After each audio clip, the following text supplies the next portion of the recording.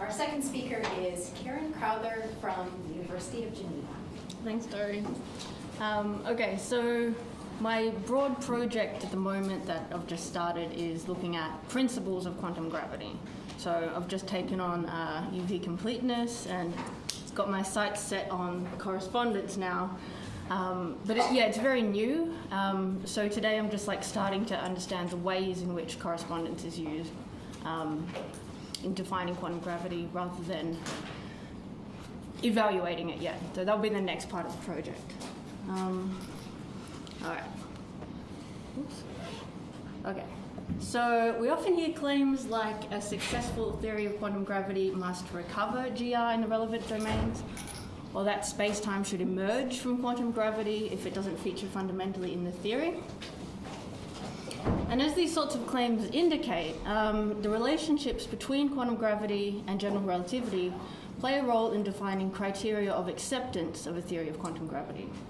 And as I'll show, they thus play a role in defining what quantum gravity is. So there are several different types of inter-theory relationships: emergence, reduction, and correspondence. Though so far, most of the literature is focused exclusively on the idea of emergence. So one of my aims today is to explore firstly why these relationships are so important in the context of quantum gravity, but also to provide an account of each of these that's appropriate to their role in quantum gravity. And in doing so, show that they are distinct concepts useful for different purposes, and to take some of the focus off of emergence and onto the idea of correspondence. So hopefully this work should be useful for understanding the relationships between scientific theories and the process of theory development, as well as hopefully gaining some insight into the nature of quantum gravity. Okay, so I'll start by saying what I mean by quantum gravity. I'll then give my account of fundamentality, so what it means for a theory to be more fundamental than another. I'll then briefly recount the two main accounts of reduction that are important in the philosophy of physics before moving on to correspondence. This will be the bulk of the talk, so I'll give a definition, different types of correspondence relations, the aim of correspondence, the different roles that it plays in physics, and how it's used in quantum gravity. I'll then return to give my account of reduction, which I take to be a special case of correspondence. Then finally, at the end, I'll talk a bit about emergence. Okay, so I made a little status bar that you can follow along.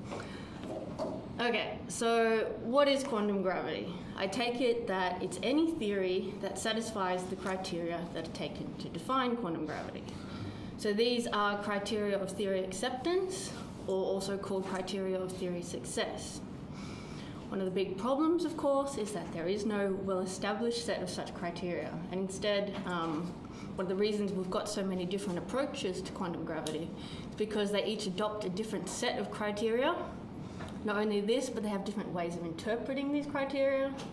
The same with the different guiding principles they adopt in their interpretation of these, and of course theoretical methods and so on. However, I take it that there's one key shared criterion in defining the theory, and that is that quantum gravity be the theory that describes the domains where both GR and quantum theory are expected to be necessary. So, of course, at Planck scale, also for describing black holes and cosmological singularities. So we can make a fun game out of this, but I take it that there's also at least 3 other criteria that should be included across the different approaches. However, while I think their inclusion of these ones are the least controversial, the interpretation of these, not so uncontroversial. So I'll frame them purposely very vaguely. So secondly, I take it that there's a requirement that the theory recover GR in the domains where GR is known to be successful. Also that it take account of other current established theories and frameworks, of course quantum theory. By take account of, I mean that it's perhaps quantum itself in some sense, or that it recover the framework of quantum field theory, or that it recover particular quantum field theories, whatever is necessary. And finally, I would hope that there's also a requirement that the theory make novel, hopefully unique predictions that are subsequently confirmed by experiment. Okay.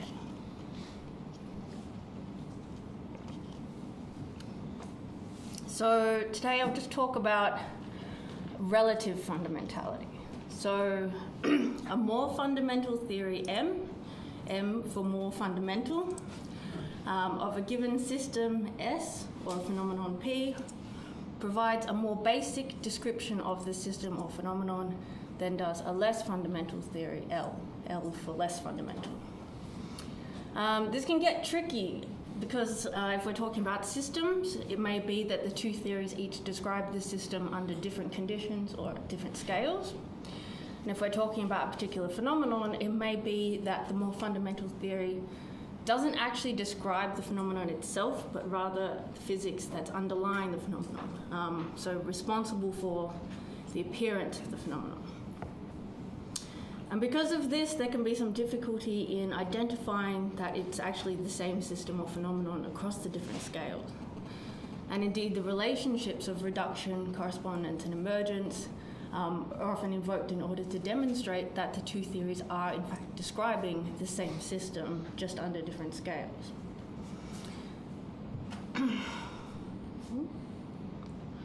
So what does it mean? I take it that there's only one condition for fundamentality, and that is that the laws of the less fundamental theory depend in some way on the physics of the more fundamental theory, but not the other way around. So my account of fundamentality is a bit unusual for two reasons at least. Firstly, I take it that it's not necessary that the more fundamental theory has a broader domain than the less fundamental theory. An example is atomic theory, which we take to be less fundamental than QCD. But QCD has a more restricted domain in terms of the systems that it applies to. However, the requirement that the more fundamental theory has a broader domain than the less fundamental one is important in understanding reduction. And in this case, we wouldn't say that atomic theory reduces to QCD, but rather that it depends on the whole of the standard model. And I'll return to this when we discuss reduction. Secondly, I don't take it that the more fundamental theory and the less fundamental theory are on different levels necessarily. So the example here is special relativity compared to general relativity. Obviously, SR's less fundamental than GR, but they're still on the same level of description. However, having these different levels is important in understanding emergence, and in this case, we wouldn't say on my account of emergence that special relativity emerges from GR for precisely the reason that they're not on different levels of description. But I'll come back to that when talking about emergence too. Okay, so in regards to quantum gravity, there are two ways in which it's more fundamental than GR. Firstly, that it's quantum, or beyond quantum in some sense, and secondly, that it's micro, and each of these is sufficient for satisfying the criterion of fundamentality before. And these two ways of being more fundamental correspond to two transitions. So the quantum classical transition, by which we recover the classical appearance of a space-time that we take to be fundamentally quantum, and the micro-macro transition, by which we return to accessible energy scales. So a lot has been said already about these two transitions, so I won't dwell on it, except to just note again that they may not commute, so the order in which you take them is important, not necessarily the order I've presented here. Okay, so two main accounts of reduction, the philosopher's sense, reduction 1, and the physicist's sense, reduction 2. Please don't be offended by these labels. Obviously, they're not intended to imply that these are the views of all philosophers or all physicists. They're just catchy labels to help you remember which one's which. So reduction 1, it holds roughly that the less fundamental theory reduces to the more fundamental theory, and it does so if we can deduce the laws of the less fundamental theory L, or corrected version of, from the laws of the more fundamental theory. And of course the main example of this is Nagel reduction, variants thereof, such as Nagel-Schaffner reduction. For the physicists who don't know anything about this, it doesn't matter. All you need to know is that it's quite well defined formally, as opposed to the physicist sense of reduction. So reduction 2 goes in the opposite direction, where we say that the more fundamental theory reduces to the less fundamental theory, or corrected version thereof, in the domain where the latter is known to be successful. So there's no general account of this, but it involves numerous and various approximation and limiting relations. Typically, it's known for a characteristic limiting relation, but it's certainly not restricted to that idea. Also, it typically involves the physicist sense of reduction, which is typically less rigorous than mathematicians' one. So for this reason, reduction 2 is broader than reduction 1 in that it's not restricted to logical deduction. It's also weaker than reduction 1 in that it's not restricted to anything like the Nagel-Schaffner schema.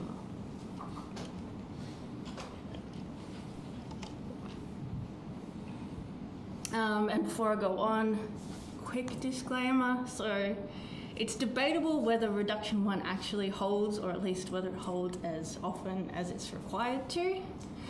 Also, it's debatable whether the relations of reduction 2 actually establish what they're supposed to establish, that the more fundamental theory actually turns into the less fundamental one in the appropriate domain in any particular case. One of the reasons for this is that typically not all of the two theories, not all the laws are involved in these relations. However, these kind of concerns are not what I'm interested in today. Like I said, I'm just exploring how it's used, not evaluating what job it does. But yeah, I'll come back to that. So correspondence. Of course, the idea is most familiar from Bohr's correspondence principle, which states roughly that quantum mechanics reduce to classical mechanics in the domain where the latter is successful. So obviously here we mean reduction 2. But I take it that we have an even broader notion of correspondence beyond reduction 2. One that holds between any two theories, so not just M and L, in the domains where these theories both apply, and by which I mean that they both successfully describe these domains.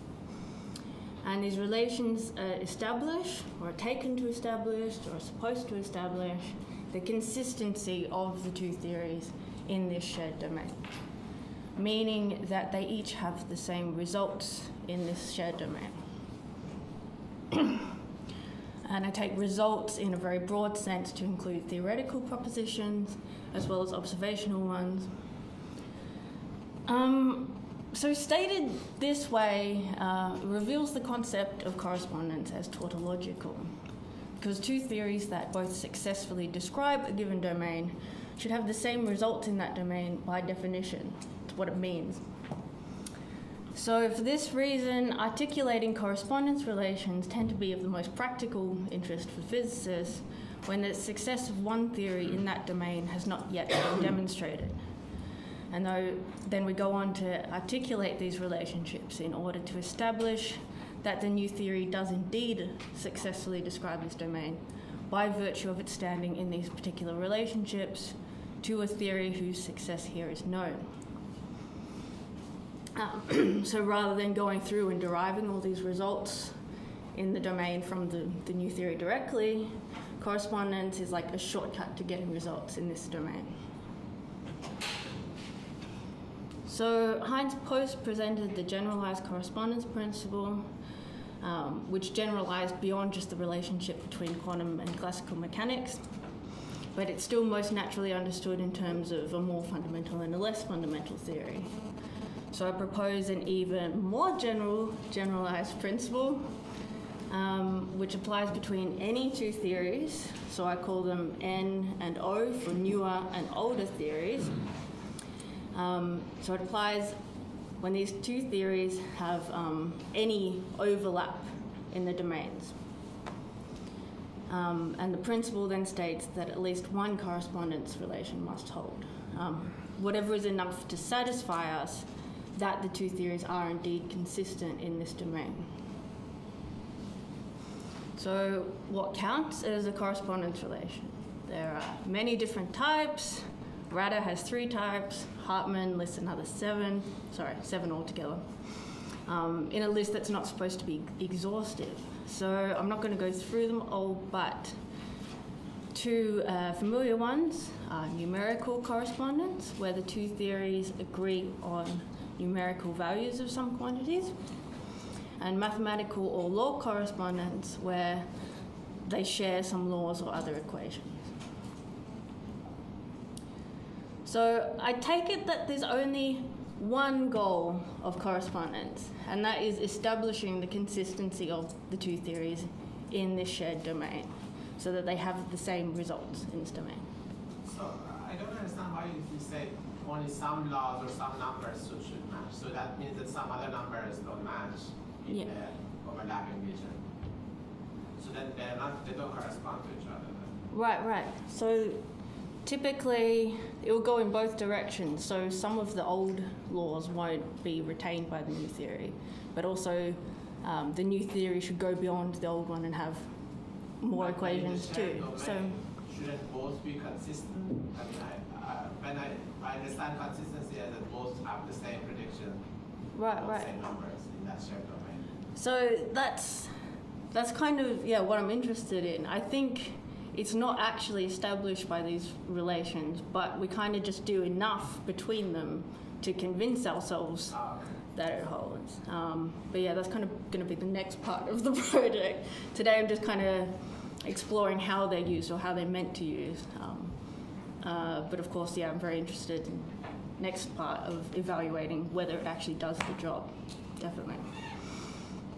So by virtue of taken to establish the consistency, correspondence serves many different roles in physics, which we can classify into 3 general types: heuristic, justificatory, and efficient.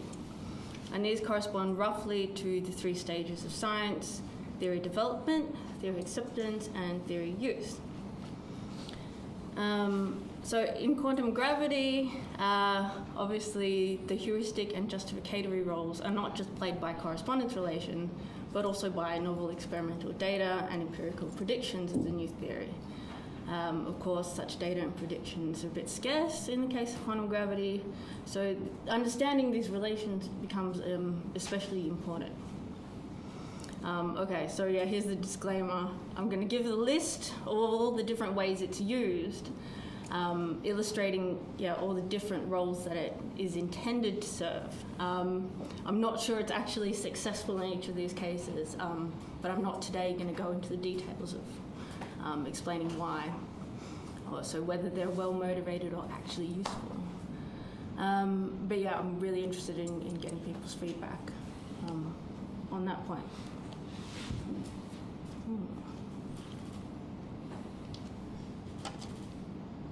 Okay, so start with the heuristic roles of correspondence. So usually we think of correspondence as going from the newer theory to the older theory, like in the case of the original correspondence principle from quantum to classical mechanics. But it can also go the other direction, so from the older theory in the direction of the newer theory as a means of inferring parts of the new theory. So this is when the theory is still under construction, from the older, more established theory.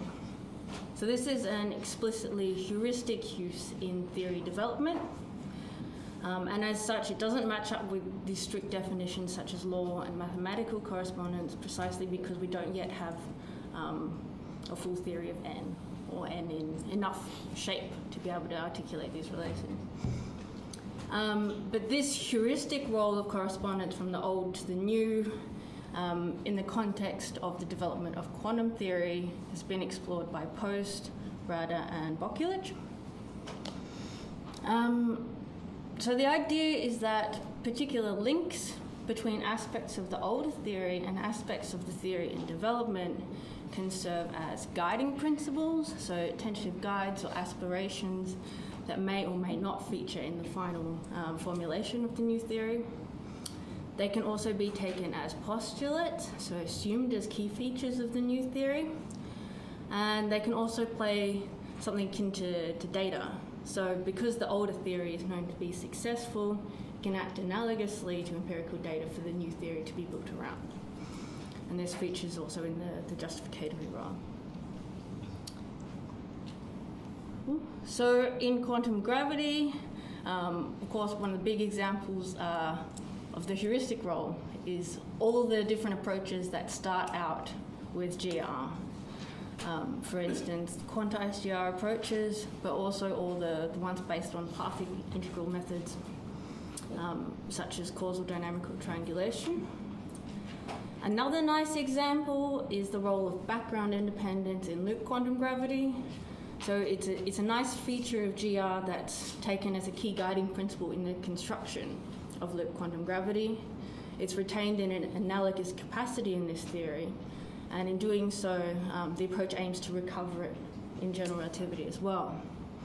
And a very similar role is played by Lorentz invariance in causal set theory. So again, it's a key feature of GR that's taken as a strong guiding principle and retained in this approach. Also, causal set theory and loop quantum gravity, by featuring and actually retaining these features of GR, serves also as non-empirical confirmation for the theory. It's extra support for it. But I'll return to that in a moment. Just note that correspondence in one direction doesn't necessarily give you correspondence back in the other direction. So, of course, this is in examples in causal set theory and loop quantum gravity, where both theories have structures corresponding to spacetimes, because they can be constructed from spacetimes, but difficulty coming the other direction and going from those structures back to spacetimes. And they're both looking for dynamics that picks out these right structures in a natural way. So the justificatory roles of correspondence are roles in theory acceptance. So these can serve as constraints on theory development, as criteria of success, so part of the definition of the new theory, or as means of confirmation or extra support for the new theory. So these roles are about legitimizing the new theory N by appeal to the established theory O. So one of the big reasons roles for this is the preservation of success. So the new theory should be at least as successful as the older one. And compatibility ensures that the successes of the old theory aren't lost as we move to the new theory. And it's intended to guard against Kuhn losses. However, it seems more likely that such losses are inevitable, and instead the role of correspondence here may be to just minimize the losses or evaluate what's an acceptable loss in the move to the new theory. Another big role of correspondence as part of theory justification is the explanation of success. So the new theory is supposed to explain why the older theory was as successful, or is as successful as it is. So the old theory, from the perspective of the new theory, is incorrect to some degree, but it's successful by virtue of being compatible with the new theory in the relevant domain.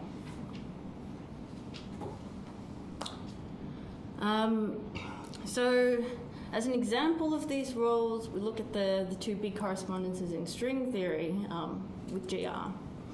Firstly, that the graviton appears as part of the string spectrum, And secondly, that the background space-time containing the strings should satisfy the Einstein field equations in order to be well-defined. But it's kind of unclear how these actually do the job of explaining these two roles. So explaining the success of GR. Particularly in the first case, obviously GR doesn't feature a graviton. In the second case, we could say that yes, GR is successful by virtue of it featuring these equations that are also important in the more fundamental theory. But I think it's more likely that what these examples show is that these two particular roles can't be identified with any particular correspondence relations. Rather, it's only once we've kind of established correspondence through all different relations that we go back and say, yeah, they are consistent and these two roles are satisfied. So it's going to come a bit later, I think.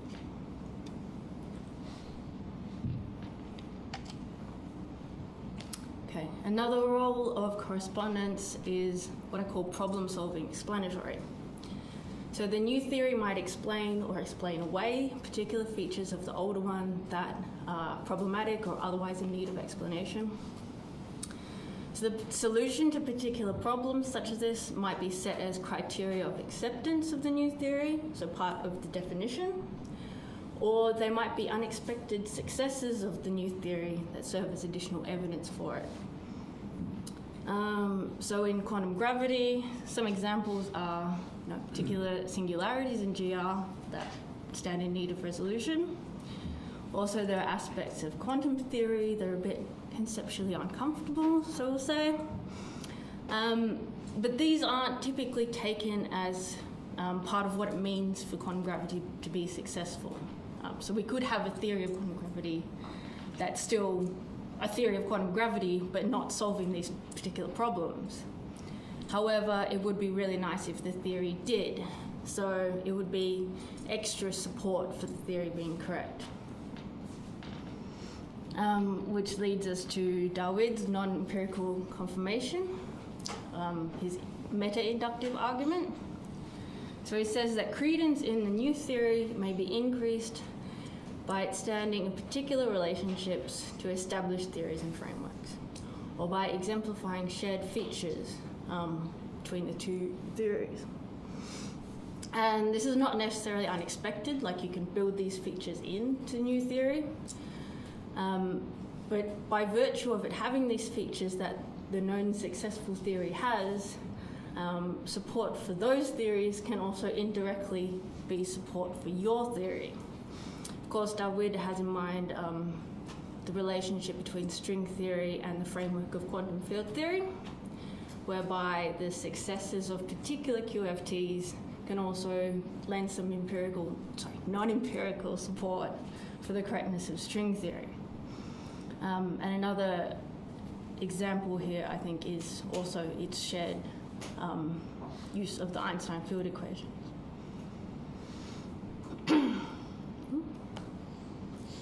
Okay, so next up is the idea of predictions.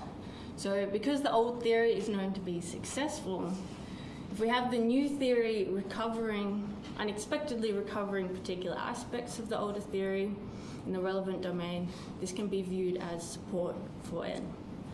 Of course, be careful, these are not actually predictions. Also, in order for this to work, it requires that the features that are being recovered are the ones that are actually responsible for the success of the older theory. But interestingly, this kind of goes the other direction too, whereby the features that are recovered in the relevant domain from the newer theory are then taken to be the ones that are responsible for the success of the older theory. So there's this mutual support here, which I'll come back to.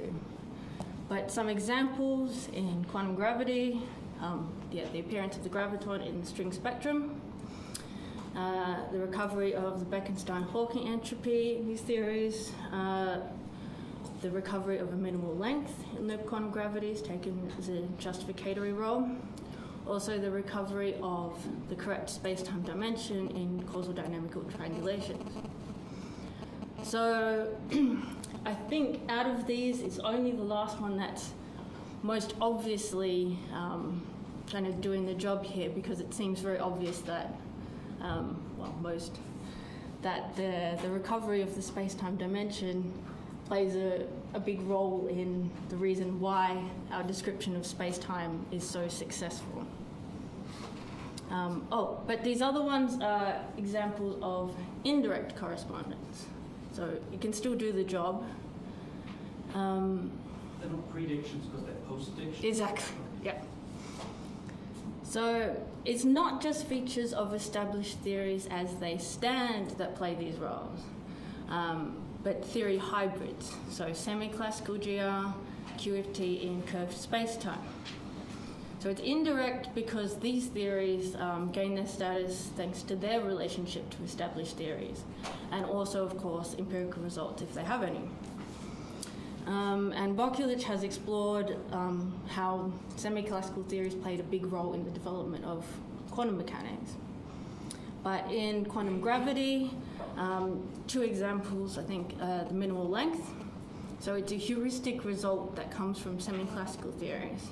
It's taken as a postulate, so in the heuristic role in causal set theory, and its recovery is taken in justificatory role in loop quantum gravity. And again, black hole thermodynamics obviously results from QFT and curved spacetime, and they're taken as a strong justificatory role in these theories.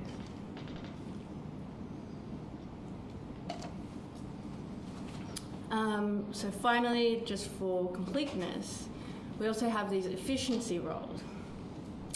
And these are about justifying the continued use of the older theory by appeal to the newer theory, or by, about refining or correcting the older theory through its relationships to the newer theory.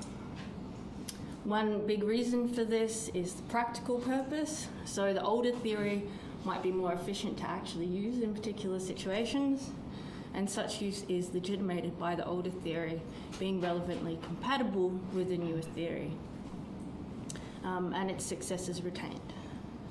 So in the case of quantum gravity, it's not obviously applicable at this stage, but I think we can already see that this strong mutual justification is certainly being assumed. For instance, in the high value that's put on the recovery of GR, and the use of GR as an EFT of quantum gravity. So another role in this efficiency category is revealing redundancy. So the new theory may reveal unphysical aspects of the older theory, or features that are unnecessary for the success of the older theory, for instance by not matching up with these features, or failing to link with the theory in the domains where it's unknown whether it's actually successful.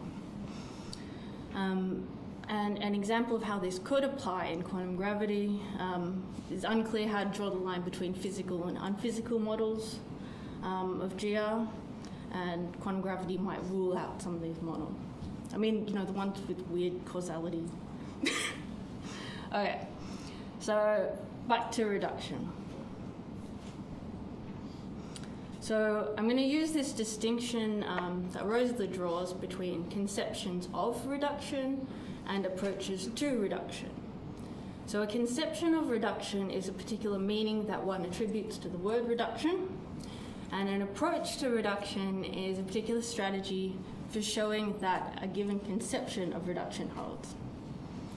So reduction 1 and reduction 2, the physicists and philosophers' senses that I showed you before, they can each be understood as either a conception of reduction or an approach to reduction. But I'm going to follow Rosler in taking them both as approaches to reduction. And the conception of reduction is domain subsumption. So both reduction 1 and reduction 2, I take it, aim at establishing that the new theory subsumes the domain of success of the older theory. So we say that M reduces to L if all physical phenomena that are successfully described by the older theory are also described by the newer theory, and we're talking about the newer theory being more fundamental than the older theory. So using my conception of fundamentality from before, meaning that the laws of the less fundamental theory depend on the physics of the more fundamental theory, but not the other way around. So this shows that if, I'm taking the physicist's convention here in saying that the more fundamental theory reduces to the less fundamental one. Yeah. So if M reduces to L, then M necessarily has a broader domain than the older theory. That's one of the aims of reduction here. Okay. So reduction viewed in this way is a special case of correspondence where the overlap between the two theories' domains of success is the entire domain of the older, less fundamental theory. Also, unlike correspondence more generally, it's an asymmetric relation. It only goes in the direction of recovery, so from the more fundamental to the less fundamental. Also, it only goes between more and less fundamental theories, unlike correspondence generally, which can hold between any two theories with any domain of overlap. However, I think it still does all the same stuff, or aims at all the same stuff as correspondence. So it still serves as a shortcut to results and all the same roles that are presented. Though, of course, it's less useful in the heuristic capacity where we're going from the older theory to the newer one because it doesn't hold in that direction. Okay, so in quantum gravity, it's taken as a criterion of success, so part of the definition of the theory, that it reduced to GR in the relevant domain. So it aims to establish that quantum gravity reproduces all the successful results of GR. On the other hand, the theory might possibly also be more fundamental than QFTs, but this isn't part of the definition of quantum gravity that it reduces. However, if there is any relevant overlap between quantum gravity and our standard model QFTs, of course, there must be correspondence in that domain. All right, so finally, to emergence. The conception of emergence I'm adopting, actually it's the standard one, is we say that, that's right.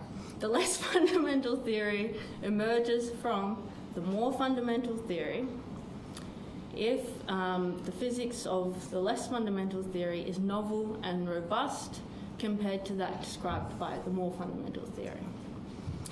And of course, we're talking about M being more fundamental than the emergent theory. So this is different from standard accounts in philosophy, but nevertheless, it's the one that people studying emergence in philosophy of quantum gravity tend to adopt this. So some examples of how it differs from usual accounts of emergence in philosophy of science more generally. So strong emergence holds that the emergent theory is not derivable in principle, and obviously this can't be the case in quantum gravity because we're taking it that quantum gravity is more fundamental than GR, and thereby that the physics of GR depends on that of quantum gravity. Also, it's not weak emergence either. So weak emergence holds that the less fundamental emergent physics is unexpected given the more fundamental theory. However, we're taking it as part of the definition of quantum gravity that it reduces to GR. So it should definitely be recoverable from quantum gravity through relations other than actually going through and digging out all the results from quantum gravity in the relevant regime. That's the point of correspondence. Okay, so unlike correspondence and reduction, emergence is not required in quantum gravity. It's not part of the definition of the theory. Nevertheless, it seems like it does hold that GR is generally assumed to be novel and robust compared to the physics of quantum gravity. Two reasons for this. The two ways in which quantum gravity is more fundamental than GR, so by being quantum and by being micro, are both ways in which we can understand the two theories as being on different levels. Also, we have evidence and reasons for thinking that GR is indeed robust. It's obviously incredibly successful, with very few hints at quantum gravity physics. Also, the leading quantum corrections to GR as an EFT have been calculated, and they're minimal. Okay, so that was the conception of emergence. So particular approaches to emergence, these are developed by considering particular examples in quantum gravity and comparing the fundamental structures that they describe with those of GR. So in my book, I focus on the robustness or autonomy of GR compared to quantum gravity, due to it being kind of universally realized by different microphysics in a way that's analogous to hydrodynamics. So similar to Daniela's approach, though I show that that can also be extended to other approaches to quantum gravity too. On the other hand, Nick and Chris, they focus on the novelty of GR compared to the fundamental structures of quantum gravity. For instance, one theory is spatiotemporal and the other may not be, or one may have local variables, whereas quantum gravity may not have local variables. Okay, so to conclude, I've presented an account of fundamentality that implies neither reduction nor emergence. I've then presented an account of correspondence that's important. I've showed that it's important in defining quantum gravity, and that it aims at establishing the consistency of the two theories, that they both have the same results in the relevant domain. And I've illustrated the various heuristic and justificatory roles that it plays in the search for quantum gravity. I've presented an account of reduction, showing that it's a special case of correspondence that applies by definition between quantum gravity and GR. And this aims at establishing that quantum gravity subsumes the domain of GR. Finally, I've argued that emergence isn't required in quantum gravity, but it holds anyway thanks to the particular ways in which the theory is more fundamental than GR. So that's it.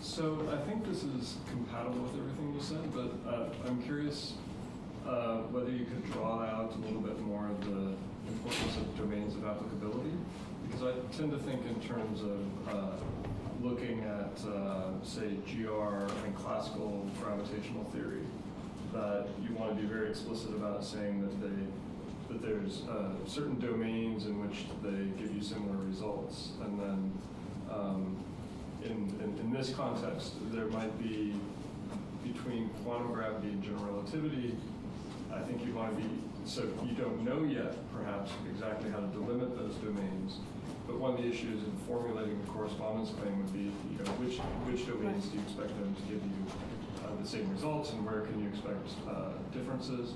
And then also, it's just a little bit, I'd like you to say a little bit more about what you mean by novelty. So in what sense is GR novel compared to quantum gravity? Okay. So that was just a clarificatory question. Okay. I'll start with the first question, which, yeah, I think it is really interesting. The way in which, so it's kind of required in the definition of correspondence that the two theories apply in the same domains. And yet we also use the relation to show exactly that. So working that out is something I'm very aware of and definitely need to look at. Obviously, when we're not certain of it, thanks to actual established physics, real experimental results. So that, yeah. Yeah. Looking at that. The idea of novelty, it's very vague, and people tend to criticize Butterfield for this exact point. So the example you had was from Nick and Chris, and you said that, what was the claim, that Spacetime, classical Spacetime was novel? Yeah.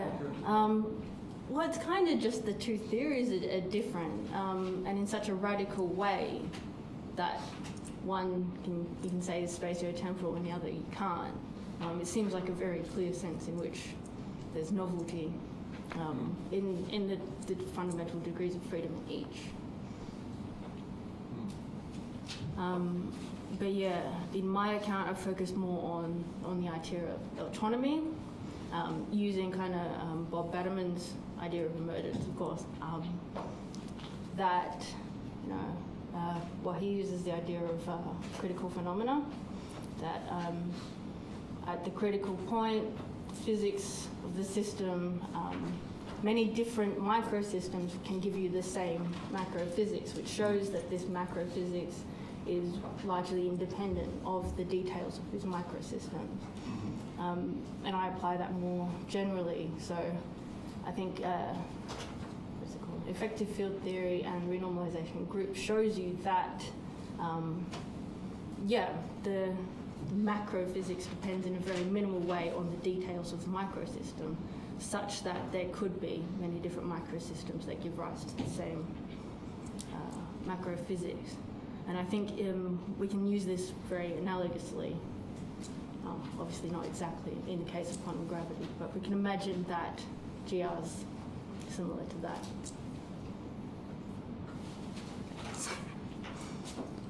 You look like you want to say something else. Well, if there's other people, Lee, did you have a follow-up to Chris's question? No, it's a Different question? Go ahead. well, that could be a little dispiriting if the claim is that there's a variety of different ways of implementing quantum gravity that all lead to GR. Yeah. In the sort of way that Batterman thinks of critical phenomena. And that, yes, I guess it's not clear to me that that's necessarily the right way of thinking of the relationship without, some further argument that the quantum gravity dynamics will be irrelevant in the same way that the details of a ferromagnet versus a gas are irrelevant. So in that case, you have a very specific claim that everything flows to the same fixed point in the renormalization group. So. Yeah. I just argue this is one way of one way conceiving. things could be related. Yeah. No, that's certainly. Follow-up? Yeah. I think this is at some level it's a dogma that's practiced by particle physicists that high energy physics decouples from low energy physics. I think sort of a scale separation. Yeah, separation of the scales, and I think this is there are good reasons for it in particle physics, just based on energy conservation. That if there are scales that are very energetic and low energy phenomena, you cannot excite them. But there's absolutely no theoretical or observational evidence for it in gravity. For one, because there is no notion of energy conservation in a realistic space-time. And basically, this is always assumed as a fact for when particle physicists want to do gravity. But I argue it's a dogma that there is no evidence for it. So, and it kind of limits the reach of imagination of what you can do. And there's already a lot of problems with doing that. Like, for example, the cosmological constant problem, the black hole information paradox. These are examples of places where you apply the rules of the field theory and decoupling, and then you reach contradictions. So I think one shouldn't really limit one's basically frame of mind to effective field theory, which assumes decoupling from energy. So there could be novel phenomena that are not described as perturbations on top of GRs. Yeah, sure. But I think it's definitely one way, especially when we're trying to understand this idea of emergence as being novelty and autonomy. And I think it's a clear and good way by appeal to other theories in physics. And obviously we use the same techniques. And I think they kind of gain their power from the way they abstract the details, and in the same way we can kind of carry it over in that way. But yeah, you certainly don't have to be restricted to that conception of emergence. It's just one way that's applicable in particular cases. All right, I have Robert and Lee and Alan and Simon. All right. So you were talking about emergence of a theory from a different theory. Now, can you also ask a question about emergence of a particular feature in the theory? I think If I so. want to ask emergence of space. Does that fit into your picture? Yeah, I think so. Yeah, of course you need like an understanding of what you mean by space-time and that particular structure that you want to recover or say is novel and robust. And I kind of just took it to be, the way that our understanding of space-time is really encapsulated by GR. It's kind of easier to just say that the whole theory is space-time, or we need the whole theory rather than isolating particular aspects of it. But of course, in articulating these correspondence relations, that's the problem. You're not linking up with the whole theory, but pieces of it, and then kind of trying to convince yourself that the whole thing does emerge. Does that make sense? Lee. Yeah, about 10 years ago, I had a very amusing conversation with Bob Laughlin, who's a great condensed matter physicist. And we showed him spin foam models and told him about our hopes to derive general relativity from them. And he thought that was the funniest thing he'd ever heard. And he said, look, there isn't a single honest case where you start with a true microscopic theory and derive a macroscopic theory about thermodynamics or the properties of a metal or a liquid or solid or gas from it. He said, what we really do in solid state physics is we invent a model which is stripped down and simplified and only in vague terms justified by our belief about microphysics, and which is invented to get the answer we want to get as a macroscopic phenomenon that we already know exists. And indeed, we already know space-time exists, and we already know that general relativity is correct in hemisphere. And reflecting on that, it seems to me and reflecting on your talk, what's missing among us researchers in quantum gravity is a clear sense of when we're talking about a hypothetical hypothesis about microphysics that is a full-blown, what is the fundamental microphysics? And when we're playing with a model which we hope to derive things that we already know from. You might say, for example, the causal sets or CDT are more like the Ising model. And spin foam models of quantum gravity and things like that are more like a conjecture about fundamental microphysics. And we're not self-critical enough about what plays what role as we're seeking to talk about emergence and redemption. That's interesting. I think, I should think more about the difference between models and theories too, as I continue to investigate this. But yeah, I think you're right. So did you follow his advice then and start copying their techniques? Well, the beautiful thing about the way the condensed matter physicists work is they are geniuses at inventing a model. Somebody like Kerbach also had this ability, which has not one feature more than you need to derive a phenomenon emerging out of it that you'd like to get. And I have often reflected on that and wondered what would be, maybe to turn it around and say, what would be a model which we would think of as a model of quantum space-time, which would have just enough in it and no more to derive general relativity and some bulk or low energy limit. And then there would be the issue that was just being mentioned, but I think that is a real issue. That is, we may be able to understand what a quantum gravity might be, or what a quantum space-time might be. A long time before we actually understood what the constituents of the Planck scale actually are. Yeah, that's the feeling I'm getting to. Yeah. So we're going to segue at a certain point into the panel session. But Michaela, did you have thoughts about what Lee was talking about different scales? Did you want to jump in or not right now? Okay, that's fine. Alan. Okay, I was just, there's all sorts of literature on trying to understand whether novel prediction is important or not to scientific theories, and some will say it's vital, and some will say it's incidental, but it seems to me that there are some cases where you can just say, well, actually you didn't really need novel prediction to make a successful theory. So special relativity does not make any novel predictions relative to Lorentz and Poincaré's ether theory, but it's clearly, the superior theory, despite, arguably, the other thing wasn't really a theory. So I mean, you could construct why it's a better theory, but its novelty is not the reason. Its novelty is it's pretty clearly didn't need any novelty. That's I just curious why because you did sort of there was a short aside in your talk where you sort of emphasized the need for novelty. It just struck me that you could imagine cases where novelty doesn't seem essential. I mean, whether it's essential somehow in the broader scientific project, maybe.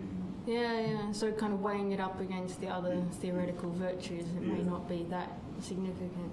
I guess my worry is that we kind of need the novelty and hopefully uniqueness in order, just in case you've got different theories that otherwise you can't evaluate. It can help in picking out the right one. Okay.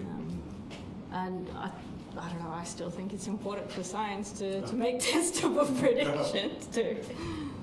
Yeah. Well, novelty and testability are technically not logically coextensive. Yeah. So